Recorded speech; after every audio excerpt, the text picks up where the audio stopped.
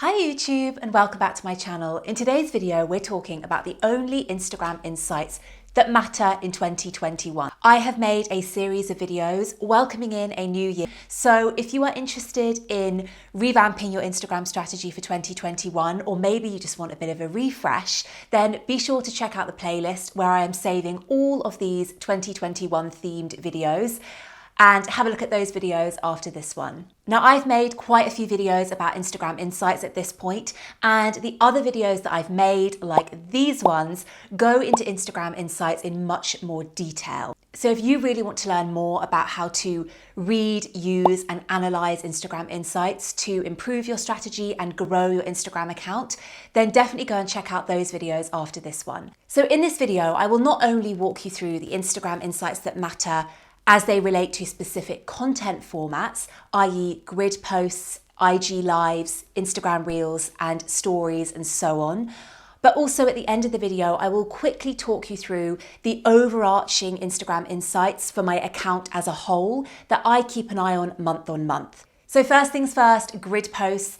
These are your main feed posts, the photos, the text graphics, the carousel posts that you are putting on your main account, on your profile, on your grid. So what insights matter for these? Well, the only ones that you really need to be keeping a close eye on in the new year are saves, shares, comments, website clicks, and follows. You can, of course, keep a track of other metrics, but those are the ones that I really recommend you keep a track of. These are the active forms of engagement that really tell us which of our content, which of our posts are working, which are encouraging people to share with their friends and family and to their communities via Instagram stories, which posts are encouraging people to save so that they can reference them later, which posts are sparking conversation and therefore comments beneath our posts, and which posts are encouraging people to actually leave Instagram to go and check out the link in our bio. This is a really key metric to monitor, because for somebody to leave Instagram to go and check out the link in your bio, therefore leave Instagram, is a big deal. People don't like to leave Instagram. They don't like to stop swiping and scrolling through the content. And it's why Instagram makes it so hard to include links to third-party websites. And finally, follows. Now, while I don't really track my follower growth really obsessively, because for me engagement is much more important and it should be for you too, it is worth keeping an eye on what content is encouraging people to hit follow. Because that content, somebody is seeing it, a stranger, a non-follower is seeing it, and they're liking it so much, they're engaging with it, it's resonating with them so much so that they are hitting follow because they want to stick around with you for the long haul. So that's why it's worth keeping an eye on which of your posts are encouraging people to turn from strangers and non-followers into followers. Now, you might be wondering why I didn't mention reach at the top of the rundown of what metrics to monitor for your main feed or grid posts. And the reason I didn't mention it at the top was because reach is important, and it is dictated in part by the hashtags you use. But all too often I see people getting obsessed with their reach over and above the other metrics like saves, shares, comments, and website clicks. So yes, monitor reach overall. Reach is important and will be hugely amplified, not just by the right hashtags, but also by sharing Instagram reels, sharing content to your grid consistently, and doing things like Instagram Live. So that will help boost your reach overall, and that is probably more important to think about holistically rather than obsessing too much over the reach of every individual post. Now let's talk about Instagram stories. The only two metrics you need to monitor for Instagram stories are reach and replies. Replies, first of all, this is a great one to monitor because it shows you which of your stories are encouraging people to actually reach out and message you, to stop what they're doing, to stop swiping through stories, and actually to send you a message off the back of a story. Now, there's no industry standard of what kind of story sparks the most conversation. It really depends on the stories you share and the relationship you have with your community. So keep an eye on your stories. Are your personal Instagram stories the ones that are encouraging the most replies? Or is it when you share an Instagram story that is a bit more controversial? Maybe you're sharing your thoughts and opinions about your industry that go against the grain slightly, and those are the stories that encourage the most replies. Just keep an eye on them, because like I said, stories that encourage replies from your community, encourage them to stop what they're doing and send you a message. This is proof of a really engaging Instagram story. The next metric to monitor when it comes to Instagram stories is reach. Now, the reason that I like to monitor reach is because this figure allows me to figure out my retention rate. What is retention rate? Well, retention rate is the percentage of viewers that watch your Instagram story from beginning all the way through to the end. So let's say you share an Instagram story in a 24-hour period that has 5 slides within it. Now, there will always be a percentage of people that drop off as that story progresses. So from slide 1 to slide 5 in that story, you will have a drop off of people throughout that story. That's completely normal. But the more structured you can make your Instagram stories and the more engaging you can make them, the less that drop off will be. So I'm going to put on the screen now a calculation for retention rate. So to be able to calculate this, all you need to know is what was the reach number of the first story slide you shared and what was the reach number of the last story slide you shared in a given period. You use these numbers to calculate your retention rate. It will give you a percentage, and this is the percentage of people you retained, the percentage of people that watched your story and stayed watching it from beginning to end. You always want to try and beat this number. There is no industry benchmark for retention rate. Again, you are the best benchmark for your success. For example, for me, I know that a retention rate for me, a really good one, is between 70 and 75%. So I'm always trying to get that retention rate, if not better. Now, Instagram Live. Now, if you are someone that goes live on Instagram regularly, first of all, huge well done, because it's a really great way of building intimacy with your community. It's a really great way of growing your reach and reputation on the platform.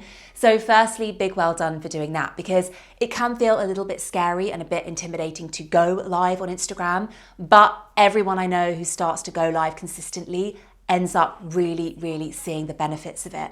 So obviously when you first go live on Instagram, numbers will start to tick up as people are notified that you've gone live. They get that push notification. They open up Instagram and see that you are at the top of their story feed going live. So once you first hit live, that number will creep up as people start to tune in. And then naturally people will start to drop off. But the more level you can keep that number, so if you start talking and that number creeps up to 20, the more you can keep that number around 20, the longer you can keep that number to be around 20, 19, 18. Again, it's about retention rate. If you can keep that number, if you can keep a certain number of people retained throughout your live, then that is a really great measure of your success. And the way that you will improve this, the way that you will not only increase the number of people showing up to your live, but actually you'll increase the percentage of people that stick around watching your live, that will come down to practice. That will also come down to making sure that your Instagram lives are really well structured and well planned. Showing up on Instagram Live without a plan, without any talking points and just rambling, this is what is going to make people drop off and not want to stay watching. But if you show up on Instagram Live with a plan, some talking points, and you only are there for maybe 5, 10, 15 minutes max, that's perfect. And that kind of nice, succinct live, that is what is going to help get more people's eyeballs and keep them sticking around for longer. Now, the only metric you really need to be monitoring with IGTVs is the average percentage watched.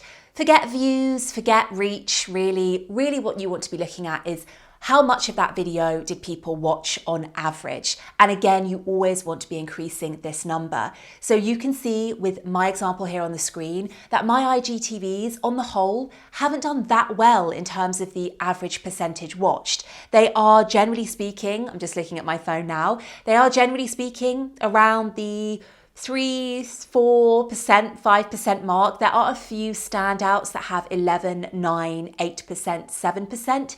This is good, but in the grand scheme of things, that isn't a huge amount of time. That's, depending on how long the IGTV is, that could be a very short amount of time.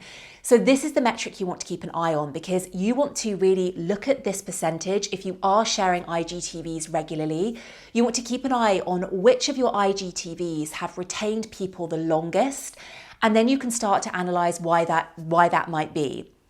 Is it because you really got into the meat and potatoes of the topic you were talking about really quickly and captured people's attention right off the bat? That might be why people stayed longer watching that video. Is it because it wasn't just you sitting in one position, but it was actually an IGTV where you had edited together different clips of you in different settings, or you had overlays to keep people engaged? When you see that a video has that bigger average percentage viewed, then you can start to try and replicate what helped you get that good metric. For the videos, the IGTVs that had a really, really low average percentage viewed, this is when you can then analyze those IGTVs to see what didn't work, why didn't people want to watch, what made them not stick around. So that is the only metric to keep an eye on if you are creating IGTVs. And last but not least, Instagram Reels. Now, Instagram Reels, they don't really have any robust insights at the time of record, which is January 2021, but I'm sure within a few months we will start to see more insights rolling out from Instagram so that we can really understand in more detail how our Reels are performing, what percentage of Reels people are watching, how far they're getting through the Reel before they drop off and swipe to the next one, and so on. But right now, the only metrics that I recommend you monitor for your Instagram Reels are views and comments. You can monitor likes as well, why not? But really having an eye on which of your Reels are sparking conversation and comments below a Reel, a great one to monitor, and which ones are getting the most views. Again, if you keep an eye on which of your Reels are racking up the most amount of these two metrics, it will help you better understand why that content did really well and how you can replicate that success again and again. Was it because the reel was short and snappy? Was it that it was you talking face to camera? Or was it actually that you weren't talking face to camera, but it was a really short and sweet reel with music in the background? Whatever it was, see what got you the best results and then monitor that so that you can replicate this success again and again. Now, in the Instagram Insights section of your phone, you will see under the overview that there are little sections there for accounts reached, content interactions, and total followers. And you will be given a percentage mark of how each of those are doing. So first of all, if you toggle to look at the last 30 days, not the last 7 days, the last 30 days, you will see either a green plus or a grey minus. And this will just show you how your account as a whole has performed this month compared to the last month. This is where I keep an eye on my overarching reach, and I check in with my follower growth, though I am not by any means obsessed with this. This is what I look at just to see how my reach is doing. And the reason that I like to look at my reach more closely in this way rather than my individual posts and my stories and so on is because this will tell me month on month how I have done compared to the content that I've put out. So if I know that in December I increased my output of Instagram Reels, I was much more consistent on Instagram stories, and I shared consistently on my grid, let's say 3 times a week, every week for the month previously, and my reach is showing that I've done really well for that month, then I know that that consistency and that level of output of Reels and stories really benefited my overall reach. If, however, I can see that the percentage figures are down, and again, I look back at the month previously and I see that my content approach was really scattered, I didn't share any Reels, maybe I did share a lot of Instagram stories, but that clearly hasn't helped, then I can take a look at my strategy as a whole and say, right, these things were working and these things weren't, and this helped my reach and this didn't help my reach. And that will give me a more strategic overview and conclusion as to maybe what I should do more of in the following month ahead. So that is what I monitor, that is what I look at in my Instagram Insights as the overview. If you enjoyed this video, don't forget to hit the subscribe and bell button so you never miss a new video when it drops every single week. Just before I sign off for real this time, don't forget to check out this video here, which is your Instagram strategy for 2021. Lots of juicy tips in there about what to focus on in 2021. And this video here, which is my latest video all about some Instagram story hacks that you may not know about. I'll see you next time. Bye.